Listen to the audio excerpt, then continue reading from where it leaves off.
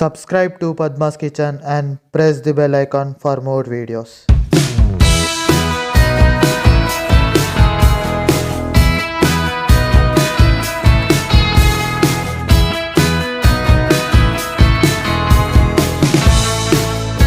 Hi అండి, welcome to Padma's kitchen. ఈరోజు ఎండు రొయ్యలతో చింత చిగురు కూర చేస్తున్నాం.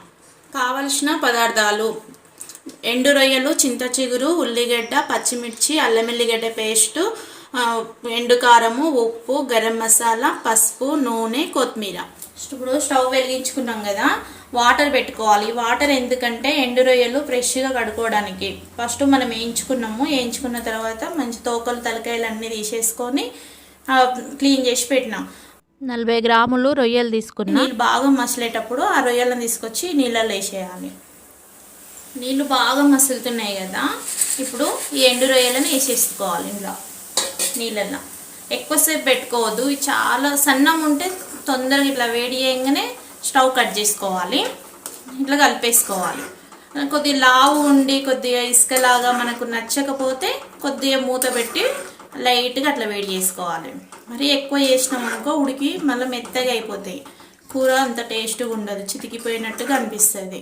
ముందే చింత చిగురు కదా, దాంతో చేయాలంటే రొయ్యలు కొంచెం గట్టిగా ఉంటేనే టేస్ట్ బాగుంటుంది. పళ్ళుకు తగిలేటట్టుగా ఉండాలి చింత చిగురు రొయ్యలు వండేటప్పుడు. చూసిరు కదా, ఇట్లా కొద్దిసేపు ఒక 5-10 నిమిషాలు ఇట్లాగే వదిలేసేయాలి. ఇక స్టవ్ కట్ చేసి ఇప్పుడు కడాయి పెట్టుకుందామండి. కడాయి వేడెక్కనిద్దాము. ఇప్పుడు నూనె పోదాము. ఒక 10-12 స్పూన్లు నూనె పోసుకోవాలి. నూనె వేడెక్కింది కదా, పచ్చిమిర్చి వేద్దాం. సన్నం కట్ చేసుకున్నాం. ఒక 3 మిరపకాయలు. పచ్చిమిర్చి చిటపటలాడుతుంది కదా, ఉల్లిగడ్డ వేద్దాం. చింత చిగురు అంటే కొద్దిగా ఎక్కువ చింత చిగురు వేస్తే పిల్లలు తినారండి, అందుకనే కొద్దిగా ఉల్లిగడ్డ ఎక్కువ వేసుకొని చింత చిగురు తక్కువ వేసుకోవాలి. తినని వాళ్ళు ఉంటే అట్లా వేసుకోవాలి, తినే వాళ్ళు ఉంటే చింత చిగురు ఎక్కువ వేసుకోవాలి. మంట కొంచెం పుల్లో పెట్టేసుకొని మూత పెట్టి ఉడికిద్దాం.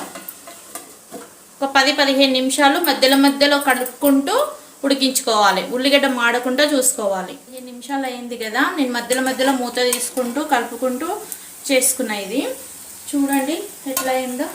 ఇంత మెత్తగా ఉడకనియాలి. నూనెలో ఎంత బాగా మెత్తగా ఉడికిపోయింది చూడండి. చూసిరు కదా, ఇట్లా ఉడికించుకోవాలి మంచిగా. నేను ఇది వేయించుకునేటప్పుడు కొద్దిగా అంత ఉప్పు వేసుకున్నాను ఉల్లిగడ్డల. మీరు కూడా ఉల్లిగడ్డలు ఉప్పు వేసుకొని కొద్దిగా వేయించుకోవాలి. ఎంత అంటే పావు టీ స్పూను వేసుకున్నా. ఇప్పుడు అల్లం ఎల్లిగడ్డ పేస్ట్ 1 స్పూను.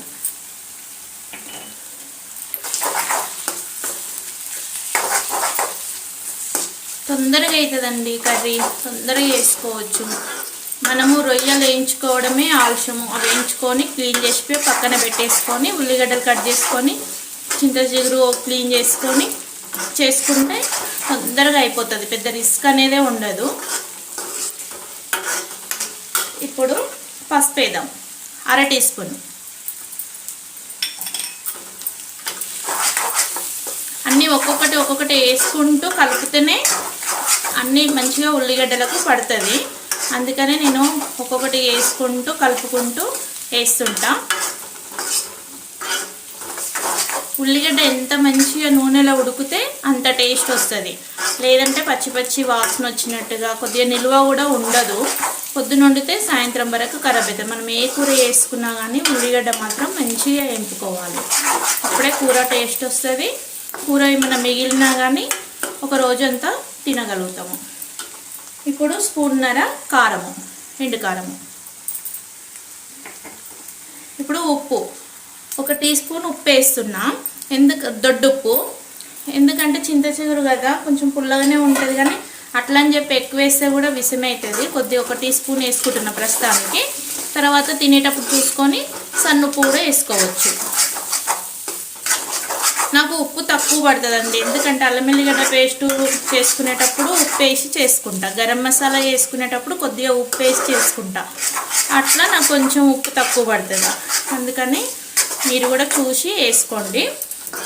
ఇప్పుడు ఇంతవరకు అయింది కదా, ఇట్లా ఎంత మంచిగా మెత్తగా అయిపోయింది కదా. కారం ఇవన్నీ వేసినాం కదా, మంచిగా అయింది.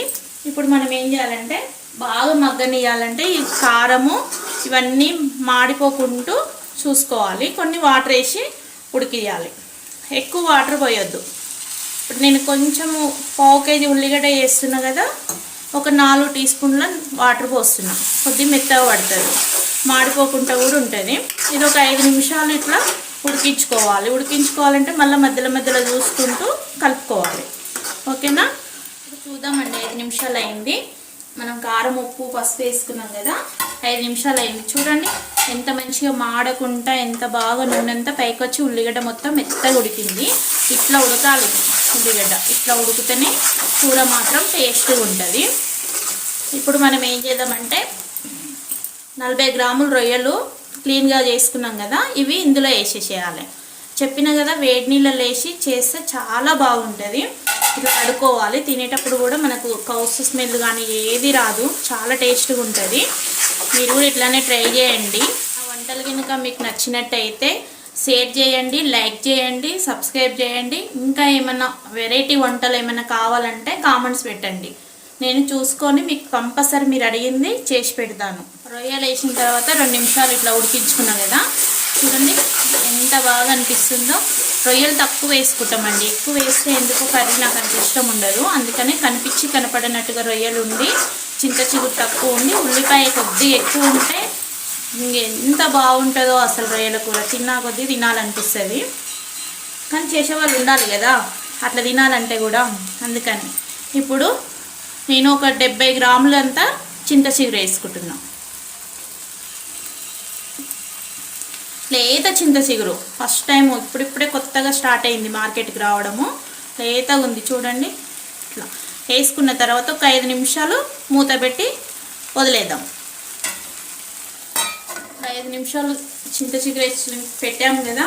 ఇప్పుడు చూడండి అంత మంచిగా ఇట్లా రెడ్గా అయిపోయింది చూడండి. చూసిరు కదా, మెత్తగా కూడా అయింది. లేత చిగురు అని చెప్పిన కదా, చాలా మెత్తగా అయిపోయింది.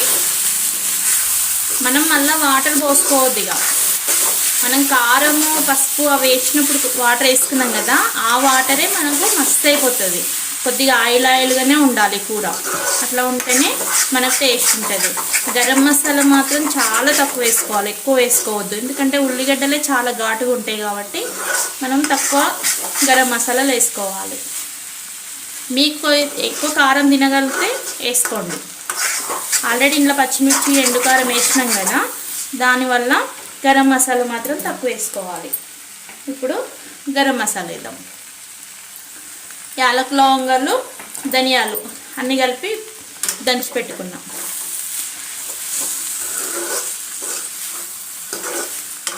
ఇప్పుడు కొత్తిమీర వేద్దాం పైనంగా. గరం మసాలా వేసినాం కదా, కొత్తిమీర వేసుకోవాలి. కొత్తిమీర కాడలతో సహా వేసుకోవాలి. ఇప్పుడు మూత పెట్టుకొని నిమిషం తర్వాత స్టవ్ కట్ చేద్దాం. 1 నిమిషం అయింది కదా, కొత్తిమీర గరం మసాలా వేసి ఇప్పుడు స్టవ్ కట్ చేద్దాం. ఎండు రొయ్యల చింత చిగురు కర్రీ రెడీ.